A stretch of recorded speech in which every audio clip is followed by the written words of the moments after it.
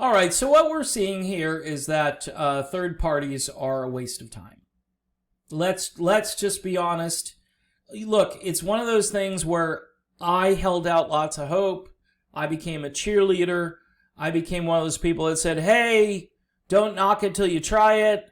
If you keep saying third parties suck, then it's a self-fulfilling prophecy. And I can accuse myself in this video of doing exactly what I was railing about.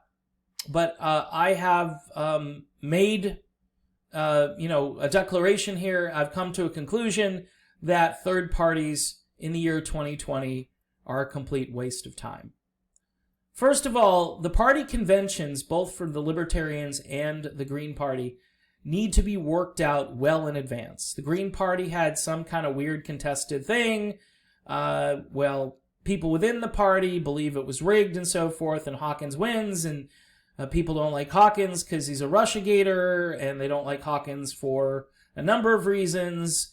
Jimmy Dore, who's got, a lot of clout in this sort of alternative progressive world, slammed Hawkins on a show, has some kind of personal vendetta against Howie Hawkins. So Hawkins was dead in the water.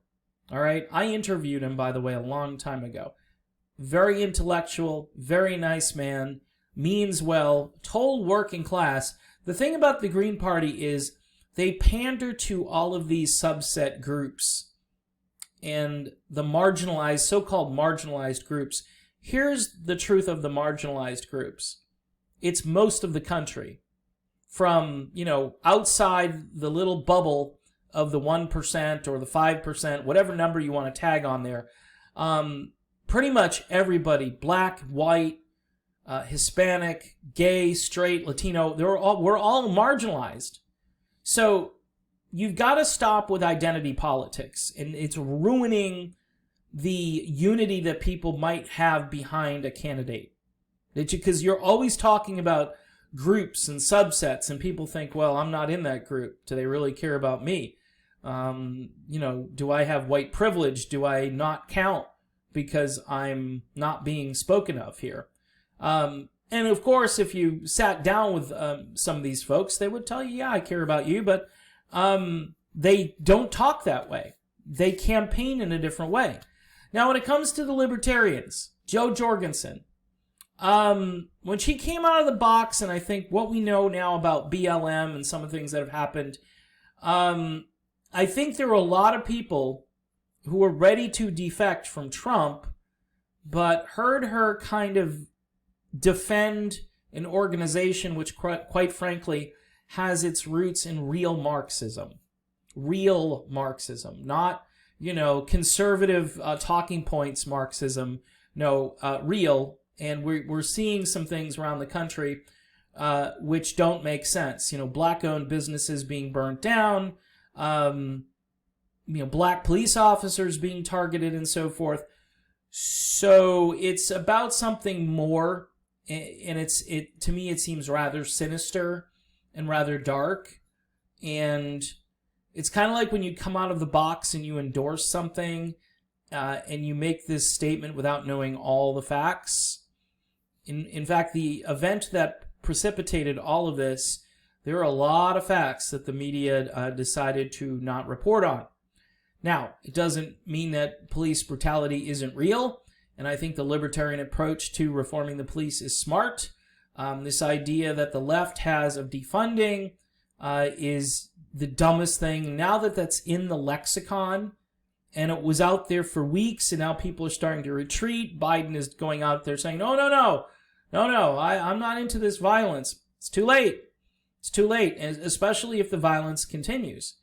So I think what Jo Jorgensen could have done was got some Trump voters to take a look at her campaign.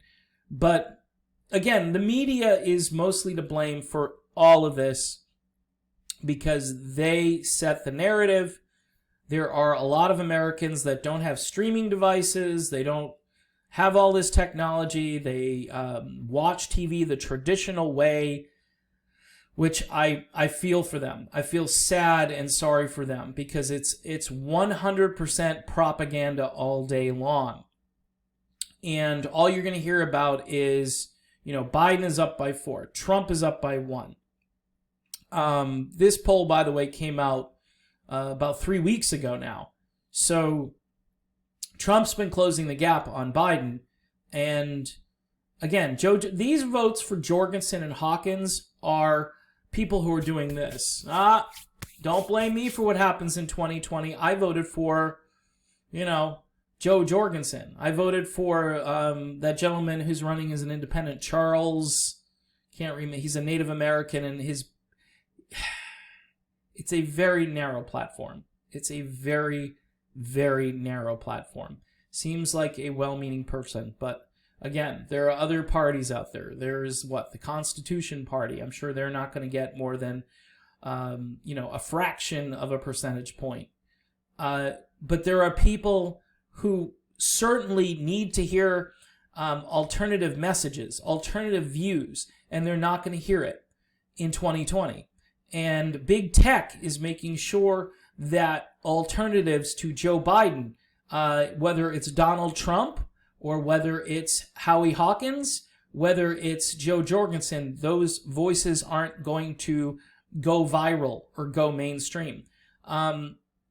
It's really weird how nobody has come up with the idea, and I've suggested this, and I saw the idea resurface. I think it's Mark Charles is the gentleman I'm thinking of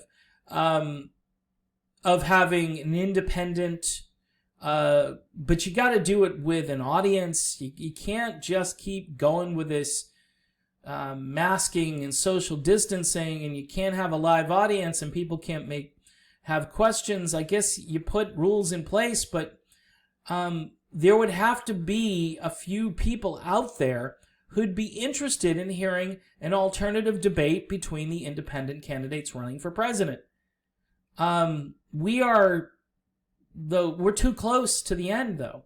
It's September 18th. It's over. It's kind of over, and these numbers aren't going to move very much unless something catastrophic happens.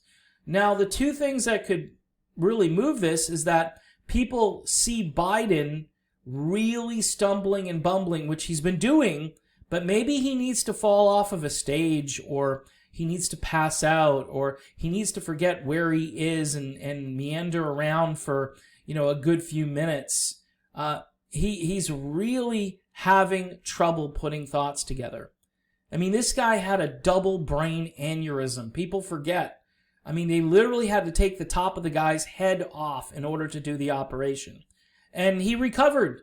And God bless him. He's still alive and so forth, and he's fairly normal and coherent. But he's not presidential material at this point. Things happen in your life that, they were all worried when Bernie had the heart attack. Remember? Oh, Bernie, he's not going to be able to make it. You know what? I would take Bernie's heart attack over Joe Biden's aneurysm, okay? Or double aneurysm. And Bernie at least had a populist agenda. Biden is a neoliberal to the core. And I just don't see the country changing under Biden. It's going to stay the same. It might get worse. In any event, the other parties, the Libertarians and the Greens, they're not going anywhere. It's a joke. It's a complete joke. It shouldn't be a joke. Some will say, well, Tulsi Gabbard should have ran as a Libertarian. My philosophy on Tulsi Gabbard is she needs to run as an independent, an I. Just put the I in front of your name, okay? Or resurrect Ross Perot's Reform Party or something where, you look at things like, again, as far as libertarian economics, I don't think it's a bad idea to put tariffs on goods that are undercutting American jobs. Because we want American jobs. We want a populist agenda and a populist economy.